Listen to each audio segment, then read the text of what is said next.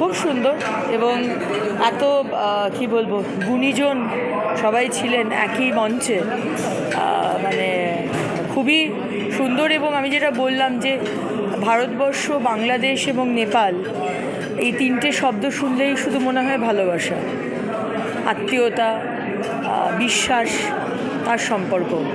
আজকে মাননীয় মন্ত্রী এসেছেন আমাদের ভারতবর্ষের দিক থেকে, সম্মানীয় সিংলাজি ছিলেন, আমাদের সম্মানীয় সভাপতি ছিলেন ডক্টর সুকান্ত মজুমদার। সবাই অত্যন্ত রেলিভেন্ট কথা বলেছেন এবং কিভাবে আমাদের তিন দেশের মধ্যে সম্পর্ক ভালো করা যায়, আগামী দিনে আরও কিভাবে মানুষের কাছাকাছি আমরা যেতে পারি, মানুষের আরও সুবিধে করতে পারি এবং বিশ্বাসের আরও জায়গা আনতে পারি তিনটে দেশকে, সেই নিয়ে বিভিন্ন কথা হয়েছে। খুবই ভালো লেগেছে।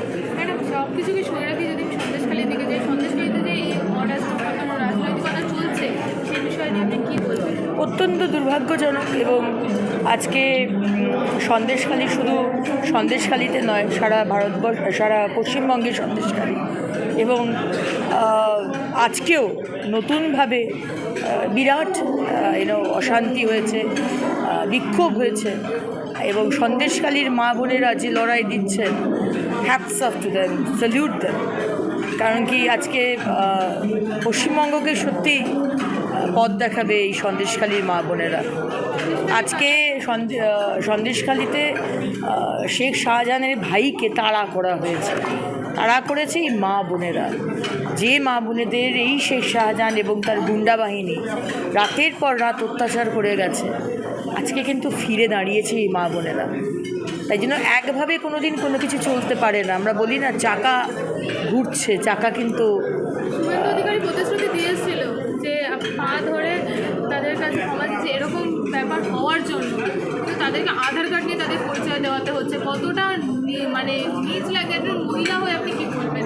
দেখুন, এটা আমাদের দুর্ভাগ্য যে আমাদের মমতা ব্যানার্জি এবং তার টিএমসি সরকার পশ্চিমবঙ্গে রয়েছে, যাদের কাছে মা বোনেরা কাছের নয়, যাদের কাছে শেখ শাহজাহানের মতো ক্রিমিনাল তারা কাছের, তারা নিজের। আর যুগ যুগ ধরে যারা ওইখানে রয়েছে আমাদের মা বোনেরা, আমাদের ভাইরা, তারা আজকে বহিরাগত হয়ে গেছে। তাদেরকে আধার কার্ড দিয়ে, ভোটার কার্ড দিয়ে তার পরিচয় দিতে হচ্ছে। আর রোহিঙ্গা, ঘুষপেটি যারা ঢুকছে, যাদেরকে ঢোকাচ্ছে এই শেখ শাহজাহানের মতো লোকেরা, তারা আজকে দিদির ভোট ব্যাংক, মমতা ব্যানার্জির ভোট ব্যাংক। তার কি আর কোনো চিন্তা আছে ভোটে জেতা ছাড়া? তিনি আর কি কোনো ভাবেন যে আগামী দিনের প্রজন্মকে আমি কি দিয়ে গেলাম? ওনার তো যাবার সময় হয়ে গেছে। ওনার মনে হয় যে আমি এই 13 বছর আমার নেক্সট প্রজন্মকে আমি কি দিয়ে গেলাম? তো এটাই খুব আনফর্চুনেট যে আমরা এরকম একটি সরকারকে বাংলার মানুষ এনেছিল। দিদি, আপনাকে যেভাবে আক্রমণ করেছে, আপনি মানহানির একটা মামলাও করেছেন, হ্যাঁ, এই পরবর্তী আপডেট কী আছে? 15 তারিখে মানে ওনাকে হাজির হতে বলা হয়েছে এবং আমাকে যেভাবে অপমান করা হয়েছে, আমার মা বোনেরা, বাংলার মা বোনেরা তার জবাব দিয়েছে। গতকাল বিভিন্ন জায়গাতে আন্দোলন হয়েছে, তার ছবি পুড়িয়ে দেওয়া হয়েছে, তাকে ছবিতে জুতো মারা হয়েছে। যদিও বা আমি জানি না, আমি পুরোটার সাথে আমি ঠিক বলতে পারবো না যে মানে এর যে রিয়াকশনটা এরকমভাবে আমি সত্যি ভাবতে পারিনি। কিন্তু একজন টিএমসির চিফ স্পোক্সপারসন, সে একটি রেপুটেড চ্যানেলের প্রোগ্রামে যে এইভাবে মহিলাকে অপমান করতে পারে, তার যে এত ঔদ্ধত্য হতে পারে। আমি অপমানিত নই, আমাকে উনি অপমান করেছেন, আমার খারাপ লেগেছে, কিন্তু অপমানিত তো হয়েছেন উনি। আজকে লোকে ছিছি করছে, ওনাকে নিয়ে ছিছি করছে। সুতরাং তার ব্যাপার, তার দলের ব্যাপার, তারা মহিলাদের সম্মান দেয় না। আজকে সন্দেশখালীর অর্ধশিক্ষিত গরিব মা বোনেদের বলুন, আর আজকে একজন শিক্ষিতা সম্ভ্রান্ত বাড়ির মহিলা বিধায়িকা তো ছেড়েই দিলাম, তাকে আজকে শোতে বলছে নির্লজ্জ বেহায়া। এবং সেখান থেকে 180 ডিগ্রিজ চেঞ্জ করে গতকাল উনি প্রেস কনফারেন্স করছেন, উনি বলছেন আমি তো বলিনি, আমি বলেছি নির্লজ্জ বেহায়া এই রাজনীতিকে। কথাটা এখন উনি ঘোরাচ্ছেন। যদি ভিডিওটি দেখেন, আমি জানি না, ওনার হয়তো বয়সের জন্য উনি ভুলে যাচ্ছেন, উনি কথাটা ঘোরাবার চেষ্টা করছেন। কথাটা ঘোরাবেন না, কারণ কি চ্যানেলটি বারবার ওই প্রোগ্রাম দেখিয়েছে, সবাই দেখেছে যে উনি কী কথা বলেছেন। এবং আমার মনে হয় তার থেকেও লজ্জার হচ্ছে তার পাশে এটিএমসির নেত্রী বসেছিলেন কাকলি ঘোষ দত্তিদার, তিনি মুচকি মুচকি হেসেছেন। আমি কিন্তু তার জায়গায় হলে আমি কিন্তু তার প্রতিবাদ করতাম, কারণ আমার শিরদাঁড়াটা খুব শক্ত সোজা। উনি কিন্তু প্রতিবাদ করেননি, উনি মজা নিয়েছেন, উনি মুচকি মুচকি হেসেছেন। ঠিক যেমন সুজেটের যখন রেপ হয়েছিল, উনি বলেছিলেন খদ্দের আর গণিকার মধ্যে রেট নিয়ে একটা গণ্ডগোলের জন্য হয়েছে। ঠিক তেমনই উনি একজন ইরেসপন্সিবল পলিটিশিয়ান বা মহিলা। সেদিনকেও দেখলাম যে উনি কোনো প্রতিবাদ করলেন, বরঞ্চ উনি আমাকে বলেছেন নিম্ন শ্রেণীর, ওই কি ছাপা শাড়ি টাড়ি বানায়। আর আমি কি বানাই, আমি কি ডিজাইনার বা আমার ক্রিয়েটিভিটি কি? আমি হিলারি ক্লিন্টনের পোশাক বানিয়েছি না টাটার আইএসএলের জার্সি বানিয়েছি না কোন কোন সিনেমা স্টারের পোশাক বানিয়েছি, আমার ওনাকে কৈফিয়ত দেওয়ার দরকার নেই। কিন্তু আমি অত্যন্ত গর্বিত ছাপা শাড়ি বানিয়ে, আমি অত্যন্ত গর্বিত। তারা সেদিন অপমানিত হয়েছে, সারা বাংলার মহিলারা ভাইয়েরা তারা ছিছি করছে। কোন সিনেমা স্টারের পোশাক বানিয়েছি, আমার ওনাকে কৈফিয়ত দেওয়ার দরকার নেই।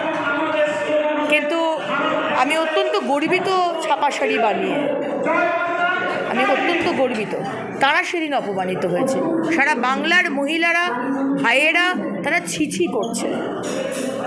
2019 সালে সন্দেশখালীর কাছাকাছি একটি জায়গায় লোকসভায় একজন জেদ, তার নাম প্রদীপবাবু, তাকে ওই সময় হচ্ছে তৃণমূল কর্মীরা, শাহজাহানের লোকেরা কিন্তু মারে, এমনকি তাকে গুলি করে তলোয়ারের কোপ দিয়ে মেরে ফেলা হয়। এখন তার স্ত্রী এত বছর বাদে তিনি গলা তুলেছেন যে তাকে শাহজাহানের শাস্তি হওয়া উচিত, তার ফাঁসি হওয়া উচিত। সেই বিষয়ে আপনি কী বলতে চান? একজন আমি বিজেপি কর্মী হয়, একজন বিজেপি কর্মীকে এরকমভাবে নির্মমভাবে হত্যা করা হয়েছে। দেখুন, আজকে তো এইভাবে সারা পশ্চিমবঙ্গে হচ্ছে। আজকে 2021-এর পরে আমাদের 56 জন কার্যকর্তাকে খুন করা হয়েছে, মহিলাদের ধর্ষণ করে খুন করা হয়েছে। আমাদের পঞ্চায়েত ইলেকশনের পরে আমাদের 9 জন কার্যকর্তাকে খুন করে দেওয়া হয়েছে। তো আপনি সন্দেশখালীতে একটা it's just tip of the iceberg. Sandeshkhali আর যুগ যুগ ধরে পশ্চিমবঙ্গে হয়ে এসছে। বামফ্রন্ট সরকার যা করেছে, নাও ইনি হচ্ছেন সব থেকে যোগ্য ছাত্রী বামফ্রন্টের, ইনি তার 200 টাইমস ডাবল করছেন। আজকে সন্দেশখালীর ঘটনা তো আজকের নয়, কিন্তু হয়েই আসছে। কিন্তু মহিলাদেরকে এইভাবে যে অত্যাচার করা, খুন করা, রাতের পর রাত ডেকে নিয়ে গিয়ে তাদেরকে তাদের শ্লীলতাহানি করা, পিঠে বানাবার নাম করে, কোন বাংলা? ম্যাডাম, আপনার কথার পরিপ্রেক্ষিতে বলি, আপনি আমাদের সন্দেশখালীর মতন ঘটনা কি আমাদের পশ্চিমবঙ্গেও তো বিভিন্ন জায়গায় বললাম তো, টিপ অফ দ্য আইসবার্গ। আপনি যে কোনো জায়গায় যান, আপনি সাউথ 24 পরগনা যান, আপনি নর্থ 24 পরগনা যান, আপনি হাওড়া যান, আপনি নদিয়া যান, সব জায়গাতেই সন্দেশখালী। আপনাকে শুধু একটু কান পাততে হবে। করেছে তার নাতির সামনে, মনে আছে তো? আমাদের বিধানসভা ইলেকশনের পরে তার সিবিআই হচ্ছে। এই হচ্ছে পশ্চিমবঙ্গ, এই হচ্ছে এগিয়ে বাংলা। ওনার দিদি নাম্বার 1-এ যাওয়ার সময় আছে, কিন্তু ওনার সন্দেশখালীর মা বোনেদের পাশে দাঁড়াবার সময় নেই। এর থেকে লজ্জার কিছু হতে পারে? আমাদের মুখ্যমন্ত্রী মোমো বানান, চা বানান, গান লেখেন, কবিতা বানান, কবিতা আবৃত্তি করেন, নাটক করেন, আবার দিদি নাম্বার 1-এও যান, কিন্তু মা বোনেদের পাশে দাঁড়াবার ওনার সময় নেই।